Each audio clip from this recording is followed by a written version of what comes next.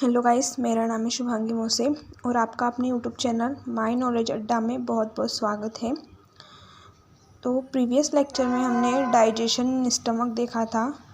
अब जो digestion stomach में होने के बाद में जो काइम बचता है वो काइम इस पाइलोरिक स्फिंक्टर को खोलने के बाद में ये जो हमारा ड्यूडेनम है यहाँ पर आ जाता है, इस जिसे हिंदी में ग्रहणी कहते हैं। ये जो ड्यूडेनम है वो स्मॉल इंटेस्टाइन का एक पार्ट होता है। आप प्रीवियस लेक्चर में जाकर देख सकते हैं, इस स्ट्रक्चर में आपको समझ में आ जाएगा। तो जैसे ही फूड यहाँ पर हमारे यहाँ पर ड्यूडेनम में आता है, स्मॉल इंटेस्टाइन में आता है, तो कुछ जूसेस है वह जहाँ पर सिक्रेट किए जाते हैं इसके डाइजेशन के लिए। तो कौन कौन से जूसेस सिक्रेट किए जाते हैं, कहाँ से किए जाते हैं, वो आज हम समझने वाले हैं। तो duct system of liver and pancreas, यकृत और अग्नाशय का वाहिनी तंत्र आज के लेक्चर में हम देखेंगे। तो जो लीवर होता है, ये जो लीवर है इसके अंदर बाइल, जिसको कि पित्तरस कहते हैं, उसका फॉर्मेशन होता है। और ये जो अपना यकृत होता है उससे एक वाहिनी निकलती है, इस वाहिनी को हिपेटिक डक्ट कहते हैं और इसी के साथ में से यकृत वाहिनी हिंदी में कहते हैं। और इसी के साथ में एक जुड़ा हुआ स्ट्रक्चर होता है जिसे कहते हैं पित्ताशय गॉल ब्लैडर। जो बाइल जूस यकृत या लीवर में बनता है वो गॉल ब्लैडर में स्टोर होता है और इससे जो वाहिनी निकली होती है, डक्ट निकली होती है, उसे कहते हैं सिस्टिक डक्ट या पित्ताशय वाहिनी। और ये दोनों डक्ट जब मिल जाती है तो उन्हें कहते हैं कॉमन बाइल डक्ट। जैसे जब ये जो हमारी हेपेटिक डक्ट है वो और सिस्टिक डक्ट, ये दोनों मिलकर आगे एक डक्ट फॉर्म करती है और इसी डक्ट को कहते हैं कॉमन बाइल डक्ट। अब ये डक्ट मतलब इसका जो ये जो डक्ट आप इस तरीके से मानिए कि जो स्टमक है उसके पीछे से है, तो वो शो नहीं हो रही है। ये डक्ट आती है और आकर ये जो पेनक्रियास है हमारा, ये पेनक्रियास से भी एक डक्ट निकलती है जिसे कहते हैं पेनक्रियाटिक डक्ट या फिर अग्नाशयी वाहिनी। ये जो कॉमन बाइल डक्ट या मूल पित्त वाहिनी है वो अग्नाशयी वाहिनी से मिल जाती है और बनाती है हिपेटोपेनक्रियाटिक डक्ट, मतलब यकृत अग्नाशयी वाहिनी। देखो सबसे पहले क्या हुआ, ये जो यकृत था इससे एक डक्ट निकली, लीवर था उससे एक डक्ट निकली जिसे कहा हिपेटिक डक्ट। जो गॉल ब्लैडर था उससे एक डक्ट निकली जिसे कहा सिस्टिक डक्ट। ये दोनों डक्ट आगे चलकर एक डक्ट बनाती है जिसे कहते हैं कॉमन बाइल डक्ट।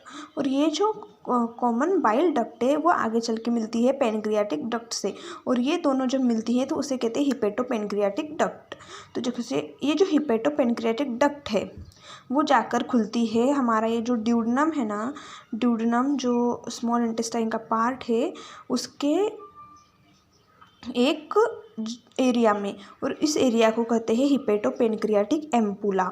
ये जिस एरिया में हिपेटोपेनक्रियाटिक डक्ट या यकृत अग्नाशयी वाहिनी खुलती है उसे हिपेटोपेनक्रियाटिक एम्पुला कहते हैं।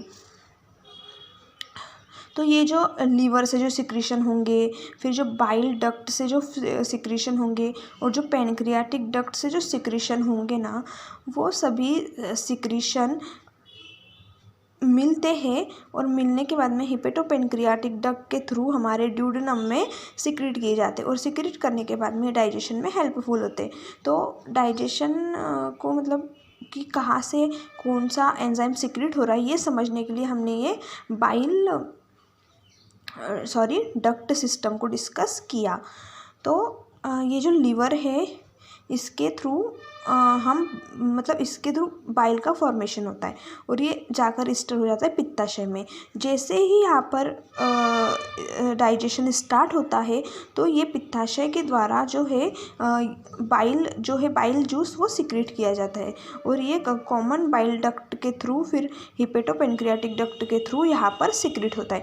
वैसे ही पेनक्रियास के द्वारा भी बहुत सारे एंजाइम सिक्रेट किए जाते हैं जो कि हम आगे देखेंगे।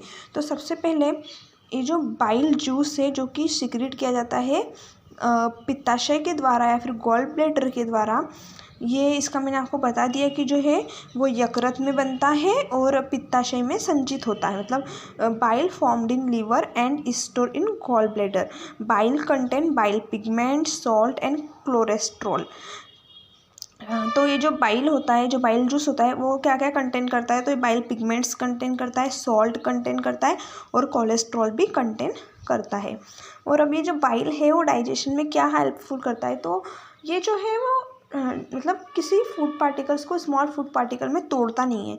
मतलब ये एक तरीके से खुद डाइजेशन में पार्टिसिपेट नहीं करता है, बस डाइजेशन को कैसे प्रमोट करता है या फिर उसमें हेल्पफुल होता है। ये जो बाइल जूस होता है, हम इसके फंक्शन देख लें। It's help to neutralize the acid that arise in duodenum from the stomach. अब जैसे कि हमें पता है कि जो स्टमक होता है उसका पीएच काफ़ी हाई होता है, तो उस पीएच को न्यूट्रलाइज करने के लिए ये जो बाइल जूस से वो हेल्प करता है।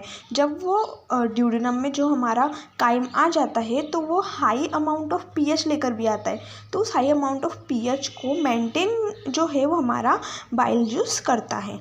It's create favourable pH for action of pancreatic and intestinal juices. अब जैसे ड्यूडेनम में डाइजेशन होना है तो उसके लिए पेनक्रियाटिक जूसेस सिक्रेट किए जाएंगे, तो उन पेनक्रियाटिक जूसेस सिक्रेट करने के बाद में जो उनका फंक्शन होने के लिए जो फेवरेबल पीएच होता है ना, वो फेवरेबल पीएच बाइल जूस के द्वारा मेंटेन किया जाता है। और it's accelerate the absorption of fat soluble vitamins like vitamin A, vitamin के एटसेट्रा। तो आज के लेक्चर में इतना ही। अब कल के लेक्चर में हम ये देखेंगे कि ये जो पेनक्रियास है वो पेनक्रियास कौन कौन से एंजाइम सिक्रेट करता है और वो कौन कौन से एंजाइम किस फूड पार्टिकल्स को, मतलब किस बिग पार्टिकल को कौन से स्मॉल पार्टिकल में तोड़ता है, वो भी हम देखेंगे। तो हम पेनक्रियास की जो एंजाइमेटिक एक्टिविटी है उसको नेक्स्ट लेक्चर में डिस्कस करेंगे। तब तक के लिए थैंक यू। यदि आपको वीडियो पसंद आई हो तो प्लीज़ लाइक कर दीजिए, शेयर कीजिए और मेरे चैनल को सब्सक्राइब ज़रूर कीजिए।